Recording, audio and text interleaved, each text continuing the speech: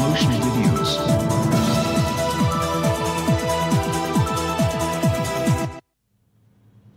Gẹ́gẹ́ ní aago 2 lù ẹ̀ka àsán. Èyí ni rédíò Aloore tí a kalẹ̀ sí yàrá ìgbóhùnsáfẹ́fẹ́ ti GSM nílé iṣẹ́ ètò ìròyìn àṣà òun ìrìn àjò afẹ́ tìpínlẹ̀ Ọ̀yọ́ sẹkítẹ́rìàtì Àgòdì nílùú Ìbàdàn. Ìròyìn àgbáyé ni a mú wá fún yín. Orúkọ tèmi ni Adémọ́lá Ọlátúnjí. Ṣáájú ẹ jẹ́ ká gbọ́ àwọn kókó tó wà nínú ìròyìn ọ̀hún. Gómìnà Mákindé buwọ́lu ìṣípòrọ̀pọ̀ àwọn òṣìṣẹ́ ọba láti iléeṣẹ́ kan sí òmíràn tí wọ́n tó 730 níye tí a mọ̀ sí 730. Odúyọyè rọ àwọn olùgbé nípínlẹ̀ Ọ̀yọ́ láti dìbò fún gómìnà Mákindé padà gẹ́gẹ́ bí gómìnà ìpínlẹ̀ Ọ̀yọ́ ní ọdún 2023.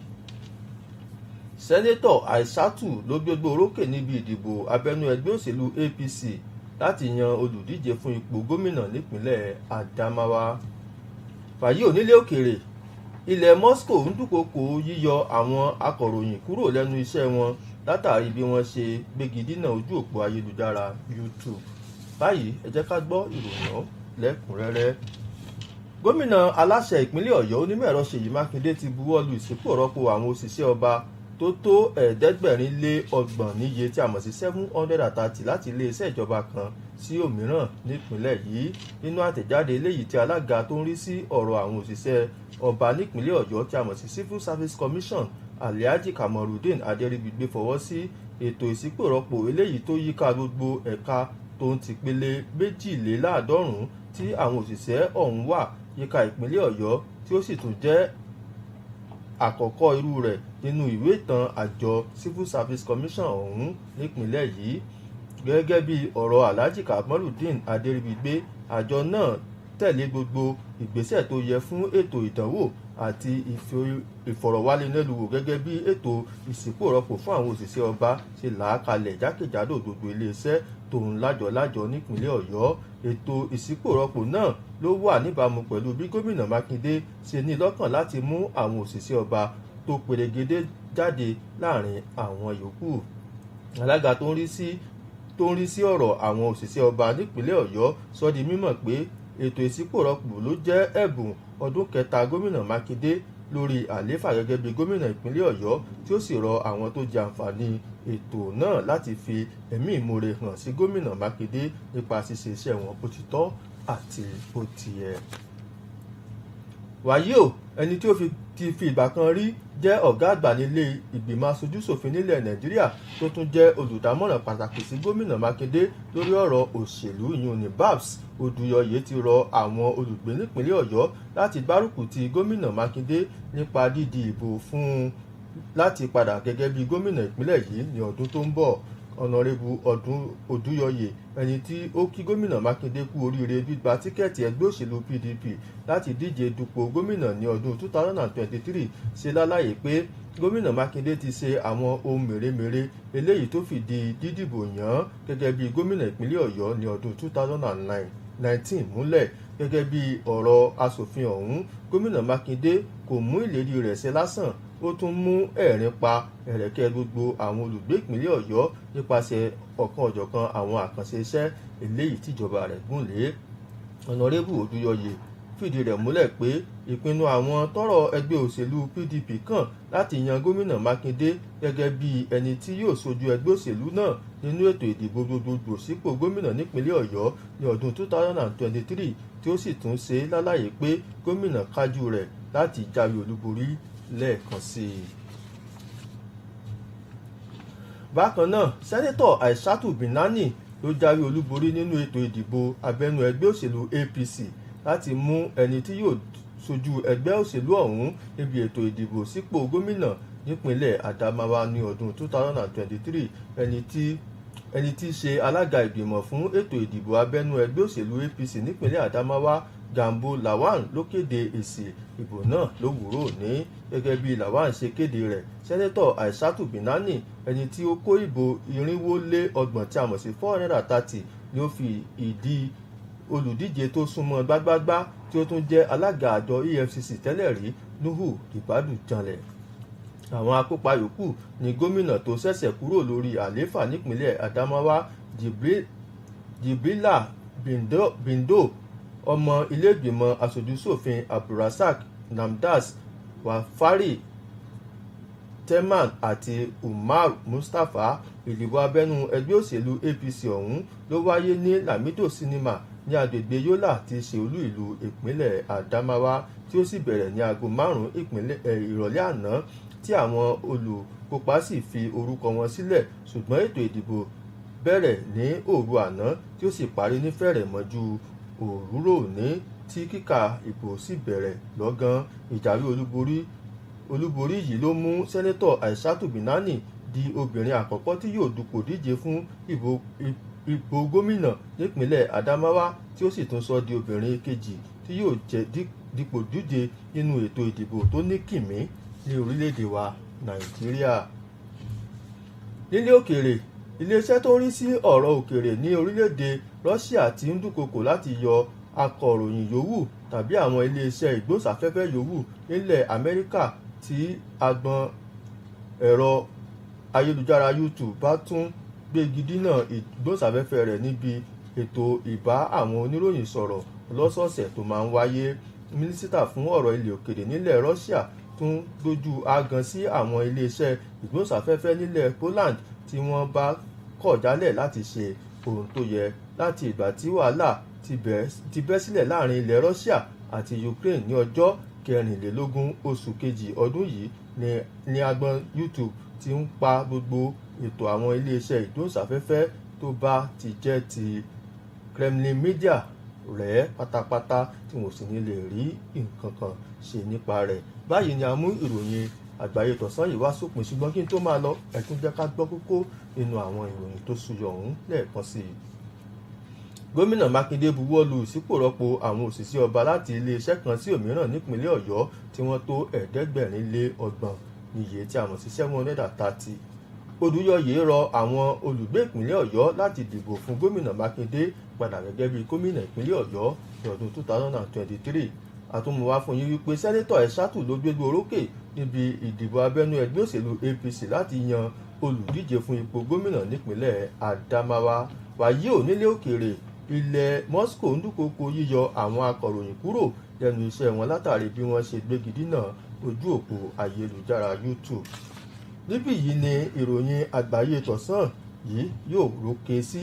Dèjì Ọláwọyìn ló ṣe àkójọpọ̀ ìròyìn nígbà tí Adémọ́lá Ọlátúnjí tó ṣe olùgbìfọ̀ rẹ̀. Ẹ tún pàdé wa ní ọjọ́ Ajé fún ọ̀kan ọ̀jọ̀kan àwọn ìròyìn wa ní ìkànnì rédíò Aloore. Ẹ sì tún farabalẹ̀ fún ètò ti ìròyìn onígẹ̀ẹ́sì eléyìí tí yóò gòrí afẹ́fẹ́ láìpẹ́. Ẹ ṣeun tẹ̀ǹtẹ̀ ti gbọ́ wa, ẹ kú iṣẹ́ látàárọ̀.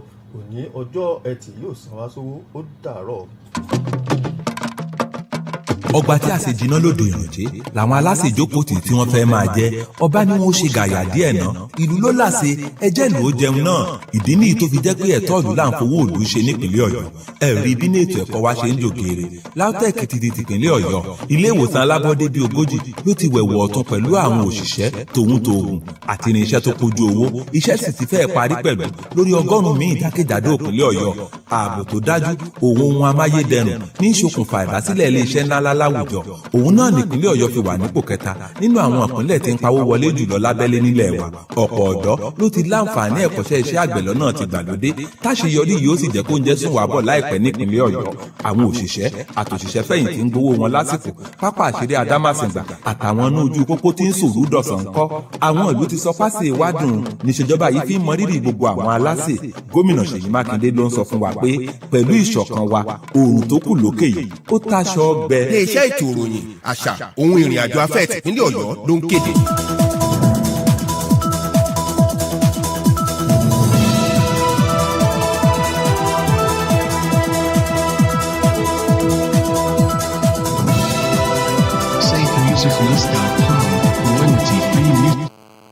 Good afternoon. This is Aloore Radio, transmitting from the GSM studio at the Ministry of Information, Culture and Tourism, Secretariat Agodi, Ibadan.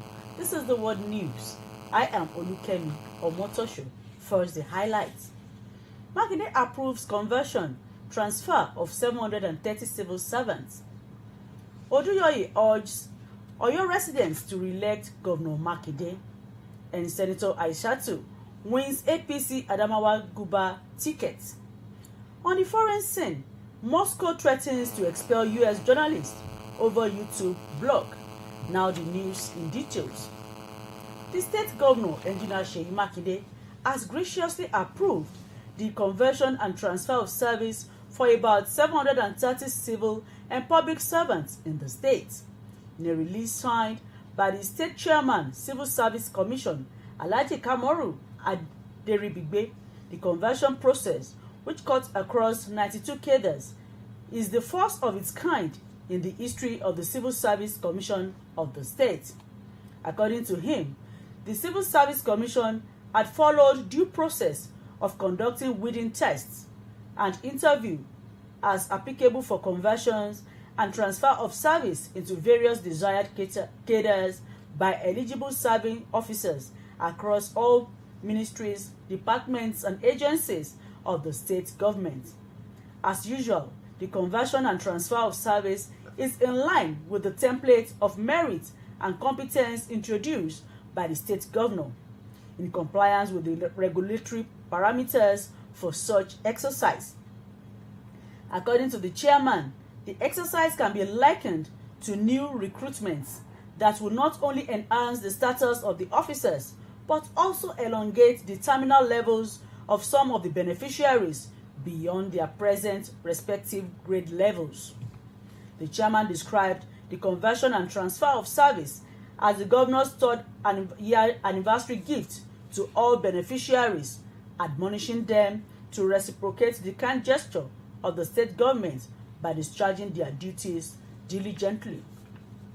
In the meantime, a former principal officer in the House of Representatives and special advisor to Governor Seyi Makinde on strategy and political matters, Babs Oduyoye, has urged Oyo State residents to support Makinde for another term by re-electing him as governor of the state in 2023. Oduyoye, who congratulated the governor on winning the ticket of the People's Democratic Party, PDP, as the party's standard bearer for the 2023 governorship election, said that governor had justified the confidence reposed in him by the Oyo electorate in 2019. According to the former lawmaker, who served as the chief whip of Alliance for Democracy, AD, in the House of Representatives, Makinde has not only fulfilled the promises he made to the people, he has also brought joy to the residents through several policies and programs. Oduyoye maintained that the decision of the PDP faithfuls to reward Makinde with the party's governorship ticket for another term was a confirmation of the saying that one good turn deserves another. He therefore employed the Oyo State electorate to take a cue from Makinde's victory at the primaries to extend the run of good governance, which is said the governor has brought to bear in Oyo State. Also, Senator Aishatu Binani has emerged as the winner of the All Progressive Congress APC governorship candidate in Adamawa State. She beat 5 other contenders, all men, to clinch the ticket. The chairman of the Electoral Committee, Gambo Lawan, announced the results. According to him, she scored 430 votes to defeat her closest contestant, a former chairman of the Economic and Financial Crimes Commission, EFCC, Nuhu Ribadu, who got 288 votes.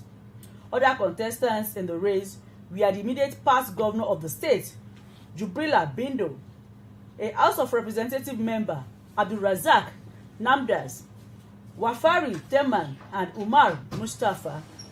The primary, which took place at the Lamido Cinema in Yola, the Adamawa State capital, started at about 5 p.m. on yesterday with the accreditation of delegates, but voting started at midnight and later lasted till Friday morning before sorting and counting began. Friday's victory makes the senator, who represents Adamawa Central in the upper lawmaking body, the first female governorship aspirant for a major political party in the state. The feat also makes her the second female flag bearer of a major political party in Nigeria. Minutes after the declaration of the result, the Secretary of the Government of the Federation and the leader of the APC in Adamawa, Boss Mustapha, arrived at the venue of the event. He applauded the APC for conducting a free, fair, and transparent primary. On the foreign scene, Russia's foreign ministry has threatened to expel a U.S. journalist or U.S. media outlet if YouTube again blocks broadcasts of its weekly press briefings. She also took aim at Polish media, taking into account that all this is overseen by a lady with Polish citizenship, referring to the platform's CEO, Susan Wojcicki, a U.S. citizen of Polish descent. Since Russia began its military operation in Ukraine on February 24th, YouTube has deleted the channels of many pro-Kremlin media, while state media outlets RT and state-controlled Sputnik were blocked in most Western countries. Last week, Russia said it was closing the Moscow offices of the Canadian Broadcasting Corporation in retaliation for Ottawa's banning of RT. To end the world news, once again, the highlights. Makinde approves conversion, transfer of 730 civil servants. We also brought to you Oduyoye urges Oyo residents to re-elect Governor Makinde come 2023. And Senator Isiatu wins APC Adamawa Guba ticket. And from the foreign scene, Moscow threatens to expel U.S. journalists over YouTube block. And that ends the world news as packaged by Deji Olawoye and read by Omotosho Olukemi. Thanks for listening and have a good day. To the marketing and promotion videos. èròǹgbà rere lọ̀pákùtẹ̀lẹ̀ ìgbésẹ̀ ẹ̀dá tó bá fẹ́ ṣàṣeyọrí ìwọ ọmọlúàbí ni ó sì jẹ́ kéròǹgbà rẹ̀ jọ bí gómìnà Ṣèyí Mákindé ò ti yẹ lójúnà olóko mẹ́rin ìṣèjọba rẹ̀ ẹ̀kọ́ ọ̀fẹ́ ìwòsàn ọ̀fẹ́ àgbéǹde ọrọ̀ ajé ohun ààbò fẹ́mi àti dúkìá gbogbo olùgbé ìpínlẹ̀ Ọ̀yọ́ bẹ́ẹ̀ ni ìgbésí ọmọlúàbí òun ọmọ ọkọ ilẹ̀ Ìbàdàn ni gómìnà Ṣèyí Mákindé gbé láti rí i dájú pé ìlànà láti dàpèrè Olúbàdàn ò yẹ lolúbàdàn tuntun ọba sẹ́nitọ́ Dr. Mọ̀wúù Ọlálékan Ṣọ̀lá Balógun Àlí Òkúnmádé kejì fi gbọ̀pá àṣẹ ṣé bẹ́ẹ̀ ni ẹni bá wá ṣeun àgbóṣùbà fún ni ǹjẹ́ gbogbo wa nípìnlẹ̀ Ọ̀yọ́ ẹ jẹ́ ká gbárùkù ti gómìnà Ṣèyí Mákindé lójú náà àti mú ìpínlẹ̀ Ọ̀yọ́ tẹ̀síwájú gómìnà wa ń dúpẹ́ lọ́wọ́ gbogbo ẹni tó wá síbi ayẹyẹ ìgbọ̀pá àṣẹ Olúbàdàn tuntun ó sì ń ṣe é ládùúrà fún Olúbàdàn kejìlélógójì pé ẹ ó pẹ́ bí ewé àpẹ́ ẹ ó dára lẹ́wà bí ọ̀sùn ẹ ní kò ń gbé ohun rere béwé erin ni ètí kò ń gbẹ omi ìgbà yín ó tù wá lára nílùú Ìbàdàn o àṣẹ Ìdùmarè. ìgbìmọ̀ tó ṣe kò kárí ìgbọ̀pá àṣẹ Olúbàdàn ilẹ̀ Ìbàdàn tuntun ló ń kéde o.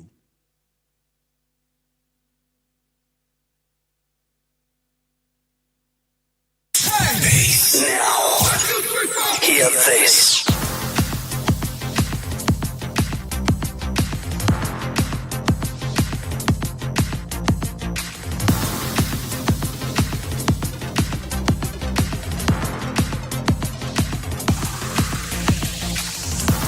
This is Aloore Radio, the voice of Oyo State.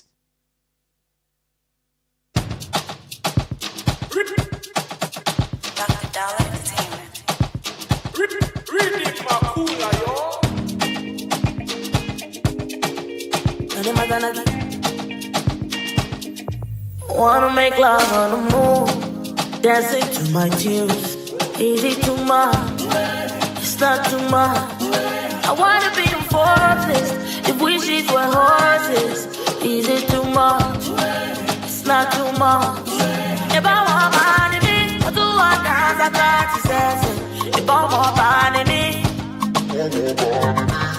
I'm all by my shoulder, I'm all by my foya, I'm all by me. Yeah, yeah.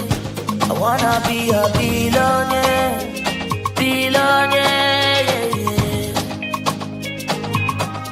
I wanna be a billionaire, billionaire, yeah, yeah. Yala, yeah, anybody, anybody, yeah. But that